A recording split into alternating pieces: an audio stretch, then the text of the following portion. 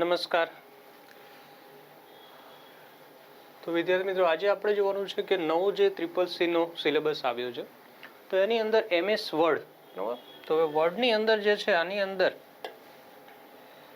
જે અત્યાર સુધી જે ચાલતું હતું કેવું હતું કે 2003, અત્યાર સુધી GR માં કેવું હતું 2003 આ હતું, બરાબર. CCC એક્ઝામ લેવાય કે CCC પ્લસ, CCCમાં કદાચ અમુક વાત 2007 કે 13 નો ઉપયોગ કરતા હતા, પણ એની જગ્યાએ હવે નવું ચેન્જ એ છે કે અહીંયા 2019નું વર્ઝન આવશે. લેટેસ્ટમાં અત્યારે જે ચાલે છે 19, બરાબર. 19 પછી 21 પણ આવી ગયું. 21 કે 19, બરાબર, એ સેમ જ છે, એમાં કોઈ ડિફરન્ટ નથી. તો એક તો આ વર્ઝન જે છે નવું તમારે જે છે આની અંદર છે, બરાબર. અને આ જે છે આનું પોર્શન આપ્યું છે થિયરીમાં. તો આપણે વર્ડ પ્રોસેસિંગમાં જે બેઝિક જે છે આનું કોન્સેપ્ટ જે છે કે વર્ડ પ્રોસેસિંગ, કે વર્ડ પ્રોસેસિંગ એટલે શું,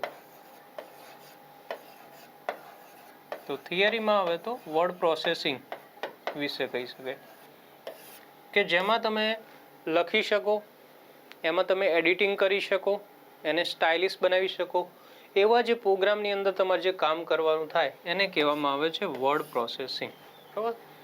તો વર્ડ પ્રોસેસિંગ આની અંદર છે. હવે એની અંદર જે પહેલું સ્ટેપ કીધું છે એના મેનુ બાર, બરાબર. તો આની અંદર મેનુ બાર જે છે અને એના આઇકોન છે, તો એના વિશેનું ડિટેલમાં આની અંદર આપ્યું છે કે ઓપરેટિંગ વર્ડ પ્રોસેસિંગ પેકેજ જે આવે છે એના વિશે, પેકેજ એટલે કે આખું સોફ્ટવેર વિશેનું.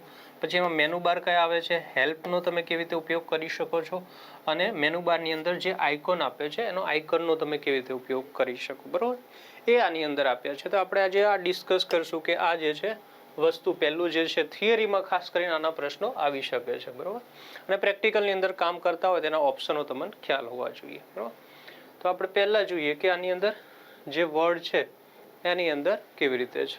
તો વર્ડ પહેલા તો ઓપન કરવું હોય તો અહીંયા સ્ટાર્ટ મેનુ છે, એની અંદર તમે અહીંયા સર્ચ કરશો વર્ડ, WORD, એટલે ઉપર આ રીતે વર્ડ કરીને એક આવી જશે. તો અહીંયા ક્લિક કરો એટલે વર્ડ ઓપન થશે. વર્ડ ઓપન કરશો એટલે આ રીતે લખેલું આવશે, તેમાં બ્લેન્ક ડોક્યુમેન્ટ કરવાનું, અને ફૂલ સ્ક્રીન કરશો એટલે આ રીતે આની અંદર ખુલી જશે. હવે આની અંદર જે છે ઓવરઓલ પહેલા તો તમે જે ઓપન કરો, તો એમાં પહેલો જે પ્રશ્ન આની અંદર જે ઉપર જે આવે છે એ શું કહેવાય છે, તો ઉપર જે પહેલું જે મેનુ આવે છે ટાઇટલ બાર, આ જે આવે છે ટાઇટલ બાર, ટાઇટલ બાર કહેવામાં આવે છે સૌથી પહેલું. અને એની અંદર શું લખેલું હોય છે કે ખાસ કરીને ફાઇલનું નામ, ફાઇલનું નામ હોય છે, અને એ કયો પ્રોગ્રામ છે એનું નામ. ધારો કે આ વર્ડ છે, પાછળ વર્ડ લખ્યું હશે, અને પ્રોગ્રામનું નામ આપેલું હોય છે. કોઈ પણ આની અંદર ટાઇટલ બાર આવે, કોઈ પણ પ્રોગ્રામ ખોલો તો એની અંદર ઉપર જે આવે ફાઇલનું નામ અને પછી પ્રોગ્રામનું નામ ડેશ કરીને આવેલું હોય છે. તો બાય ડિફોલ્ટ ફાઇલનું નામ શું હોય છે, તો ડાયરેક્ટ ઓપન કરો તો document1, document1 કરીને આવે. આમાં શું એક ફાઇલ ઓપન છે એટલે બાય ડિફોલ્ટ document2 છે. આમ જનરલી કોઈ પણ ડાયરેક્ટ ફાઇલ તમે બનાવો તો document1 કરીને આની અંદર આવશે, બરાબર. તો આ વર્ડની અંદર છે. તો ઉપર ટાઇટલ બાર છે. પછી એની બાજુમાં જે આવે છે જમણી બાજુ, તો જમણી બાજુ જે છે કયા કયા ઓપ્શન આવે છે એવો પ્રશ્ન આની અંદર આવે. તો એક તો નિશાની આવે માઇનસની, જેને કહેવાય મિનિમાઇઝ. પછી જે છે એક નાનું આ રીતે પ્લસ ને એક મોટું પ્લસ આવે તો મેક્સિમાઇઝ. અને છેલ્લે ચોકડીની નિશાની આવે આ રીતે, તો આને જે કહેવાય છે ક્લોઝ બટન. તો મિનિમાઇઝ ડેશની નિશાની છે કે મિનિમાઇઝ ઉપર તમે ક્લિક કરો આ રહ્યું છે તો અહીંયા ટાસ્ક બાર ઉપર આવી જશે, નીચે જ આ ટાસ્ક બાર આવે ત્યાં આવી જશે. મેક્સિમાઇઝથી સ્ક્રીન નાની થાય મોટી થાય, બરાબર. આટલું થોડું નાની સ્ક્રીનમાં કરવું નાનું, પછી મેક્સિમાઇઝ મોટું. તો આ મેક્સિમાઇઝથી સ્ક્રીન નાની મોટી થાય. ક્લોઝ એટલે પ્રોગ્રામ બંધ કરવા માટે, કોઈ પણ પ્રોગ્રામ બંધ કરવો હોય તો એના માટે ચોકડી નિશાની. તો થિયરીમાં પ્રશ્ન એવો આવે કે જમણી બાજુ જે આવે છે વર્ડ, MS વર્ડની અંદર, તેમાં કેટલા જે છે ઓપ્શન આવે છે, 3 ઓપ્શન છે, મિનિમાઇઝ, મેક્સિમાઇઝ અને ક્લોઝ, બરાબર.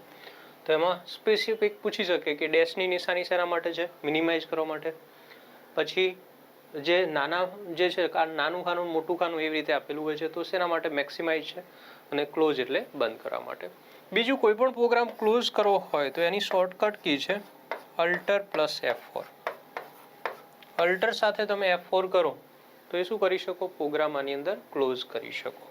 તો આની અંદર ક્લોઝ કરવા માટેની શોર્ટકટ કી કીધી હોય તો અલ્ટર પ્લસ F4 આની શોર્ટકટ કી છે.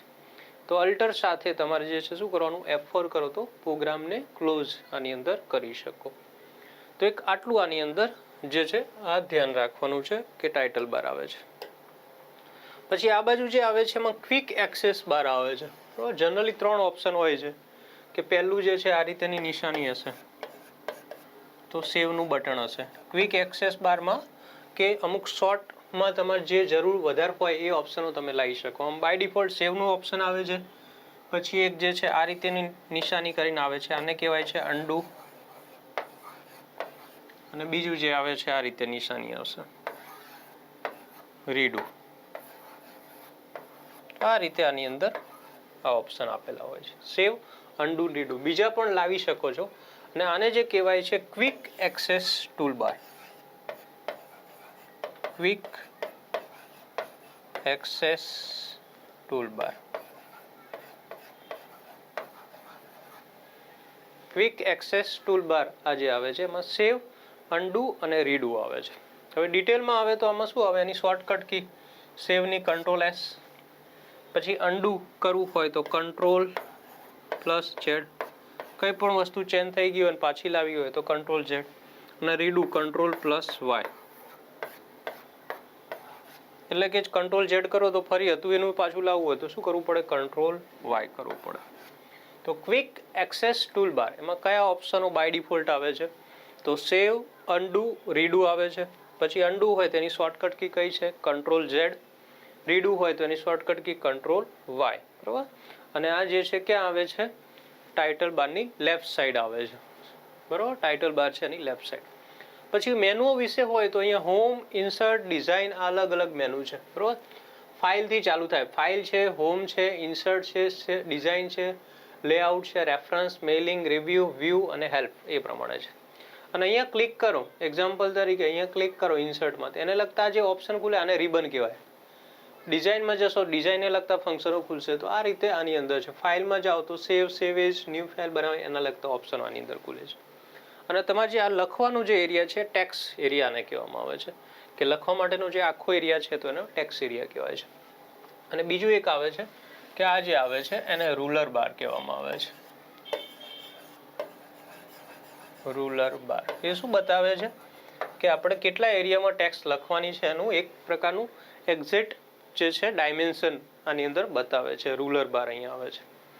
અને એના પછી આ જે ટેક્સ એરિયા લખવા માટેનો આ જે એરિયા છે ટેક્સ એરિયા છે, નીચે એક અહીંયા આની અંદર આવે છે. બરાબર, તો નીચે જે આવે છે સ્ટેટસ બાર કરીને છે. તો એની અંદર શું બતાવવામાં આવે છે તો એક તો જમણી બાજુ જઈએ તો એક તો ઝૂમનું બટન આવે છે. જમણી બાજુ જે છે તો છેલ્લે જે આવે છે આની અંદર લાઈન, તો એને શું કહેવામાં આવે છે એ પ્રશ્ન આવે તો એમાં સ્ટેટસ બાર. Status bar. અને એમાં જમણી બાજુ જે આવે છે ઝૂમનું ઓપ્શન હોય છે. ઝૂમ ઓછામાં ઓછું 10% થાય અને વધારે 500% થાય. એક આ પ્રેક્ટિકલની થિયરીની અંદર પ્રશ્ન કે ઓછામાં ઓછું ઝૂમ કેટલા ટકા સુધી કરી શકો, 10%. મેક્સિમમ તમે કરી શકો તેની કેપેસિટી જે છે 500% સુધી કરી શકાય. તો એક તો ઝૂમ ઓપ્શન આવે છે. બીજું જે છે આની અંદર તમે જે છે સ્ટેટસ બારની અંદર તમે જોશો તો એક આ પ્રશ્ન ખાસ ધ્યાન રાખવાનું કે નીચેની જે લાઈન આવે છે MS વર્ડ ઓપન કરતા તો નીચેની જે લાઈન આવે છે એને શું કહેવામાં આવે છે તો સ્ટેટસ બાર કહેવામાં આવે છે. એમાં રાઈટ સાઈડ કયું ઓપ્શન આવે છે તો સ્ટેટસ બાર ઝૂમનું ઓપ્શન આવે છે. ઝૂમ કેટલા ટકા ઓછામાં ઓછું કરી શકાય તો 10%. મેક્સિમમ કેટલું કરી શકાય તો 500%. એ રીતે તમે ઝૂમ આની અંદર કરી શકો છો. બરાબર. અને બીજું જે છે પેજ નંબર અને વર્ડ્સ ટોટલ આની અંદર જે છે લેફ્ટ સાઈડ કહેવાય. લેફ્ટ સાઈડ જે આવે છે એમાં ડિટેલ અમુક બતાવે છે. તો પેજ નંબર છે અને ટોટલ વર્ડ્સ કેટલા છે. બરાબર, બીજું પણ વધારે એડ કરવું હોય તો કરી શકાય. આમ બાય ડિફોલ્ટ આ વસ્તુ અહીંયા આવે છે. અને બીજું બાજુમાં એક લેંગ્વેજ હોય છે કે કઈ લેંગ્વેજ તમારે છે. તો આ રીતે પેજ નંબર, પછી ટોટલ વર્ડ્સ કેટલા લખ્યા છે એ બતાવે છે, અને નીચે લેંગ્વેજ બાર, બરાબર, લેંગ્વેજ જે છે એ તમને નીચે અહીંયા બતાવે છે. એટલે ઓવરઓલ તમે જે છે વર્ડ ઓપન કરો તો એમાં જે છે ઉપરથી કરી અને એના પછી નીચે શું આવે છે, લાસ્ટમાં શું આવે છે, અને એ વસ્તુ તમારે આની અંદર ધ્યાન રાખવાનું હોય છે. એટલે પહેલો જે પ્રશ્ન જે છે ટોપિક જે તમને આપ્યો છે થિયરીના પ્રશ્નો છે, એની અંદર બેઝિક તમે વર્ડ આની અંદર ઓપન કરો તો એમાં જે છે તમારે કયા કયા આની અંદર જે છે ઓપ્શનો આવે વર્ડ પ્રોસેસિંગ બેઝિક, તો એમાં આટલા જે છે તમને જે પૂછાય એ પ્રમાણે થિયરીના પ્રશ્નો આની અંદર આવી શકે, બરોબર. પ્રેક્ટિકલની અંદર પણ કામ કરવાનું આવશે, પણ થિયરીમાં આ રીતેના પ્રશ્નો આની અંદર આવી શકે છે. કે ઉપર ટાઇટલ બાર આવે છે, એના પછી મેનુ બાર અલગ અલગ છે, એને ટેબ પણ કહેવામાં આવે છે, પછી જે ખુલે એને રિબન કહેવામાં આવે છે, પછી નીચે જે આવે સ્ટેટસ બાર આવે, સ્ટેટસ બારમાં જમણી બાજુ કઈ બાજુ આવે, લેફ્ટ સાઈડ શું આવે છે, પછી ટાઇટલ બાર આવે, ટાઇટલ બારમાં શું આવે છે, એમાં જમણી બાજુ શું આવે છે, આ બાજુ શું આવે છે, પછી મેનુઓ કયા કયા હોય છે, તો એ રીતેની ડિટેલ આની અંદર આવી શકે. તો વર્ડ પ્રોસેસિંગ, બરોબર, આ થિયરી માટે છે, થિયરી ટોપિક છે. આની અંદરથી 3 થી 4 પ્રશ્નો આવી શકે, વધારે પણ હોઈ શકે, પણ જનરલી 3 થી 4 પ્રશ્નો તો આવે. અને મેન જે છે તમે ઉપયોગ કરો છો એને લગતા જ ઓપ્શનો હશે કે એમાં કઈ કઈ વસ્તુ શું આવે છે, પ્રેક્ટિકલ આધારિત આની અંદર પ્રશ્નો હોઈ શકે, બરોબર. એટલે કે વસ્તુ તમે ઉપયોગ કરો છો એને લગતા જ તમે જે છે આખું સોફ્ટવેર તમે શીખો છો તો એમાં જે છે ઓપ્શનો આવે તો એની તમારી માહિતી આની અંદર હોવી જોઈએ.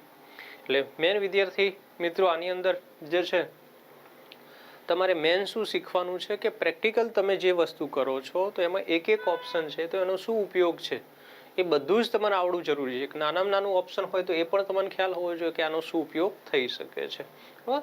તો થિયરીમાં જે છે ખાસ કરીને જે ઓપ્શનો છે એનો શું ઉપયોગ છે, પ્લસ શોર્ટકટ કીઓ એને લગતા એ તમારે જે છે આની અંદર પ્રશ્નો આવશે, બરાબર. અને 1 ઓગસ્ટથી જે છે આની અંદર કહ્યું તો 1 ઓગસ્ટથી આ પ્રમાણે હવે CCC પ્લસની એક્ઝામ લેવાશે, બરાબર. તો એ પ્રમાણે તમારે જે છે આ રીતે તૈયારી હવે રાખવી પડશે. પહેલાં જે હતું એ વર્ઝન અલગ છે, આ લેટેસ્ટ છે, એટલે આ શીખવું જે છે જરૂરી છે અને પ્રેક્ટિકલ આધારિત વસ્તુ છે, બરાબર. થિયરી ખાલી તમે જે છે ખાલી બેઝિક વસ્તુ આવડતી હોય પહેલાં જેવું નથી, ખાલી બેઝિક આવડે તો તમે કરી શકો, બરાબર. મેન જે છે થોડું તમારે એડવાન્સ ઉપર જે છે શીખવું જરૂરી છે, બરાબર. બેઝિક અત્યાર સુધી CCC એટલે બેઝિક આપણે ગણતા હતા કે નોર્મલ ફાઇલ ફોલ્ડર ગુજરાતી ટાઈપિંગમાં થોડું કરી નાખો તો થઈ જાય, પણ હવે એવું નથી. હવે તમારે ઓપ્શનો વિશે પ્લસ પ્રેક્ટિકલ આધારિત પ્રશ્નો આની અંદર પૂછે કે પ્રેક્ટિકલ તમને આવડતું હશે તો તમારે થિયરીના પ્રશ્નો તમને આવડશે. તો એ રીતેનું આખું જે છે આનો સિલેબસ આની અંદર બનાવ્યો છે. એટલે જે પણ CCC પ્લસની તૈયારી કરતા હોય અથવા તો નવો કોઈ કોર્સ જે છે CCCનો કરતા હોય તો બને સુધી લેટેસ્ટ જે છે ઓફિસ 2019, બરાબર, એ શીખવાનો આગ્રહ રાખવો, બરાબર. અને ગવર્મેન્ટમાં તો છે ગવર્મેન્ટમાં તમારે 2019 જ, બરાબર, MS વર્ડ આવવાનું છે, એનું જે GR આવી ગયો છે એ પ્રમાણે, તો એ પ્રમાણે તમારે તૈયારી કરવાની રહેશે, બરાબર. અને ધીમે ધીમે આપણે બીજા વિડીયો પણ આ રીતે પ્રેક્ટિકલમાં શું શું પૂછાઈ શકે એને લગતા વિડીયો આની અંદર આપણે મૂકતા રહીશું.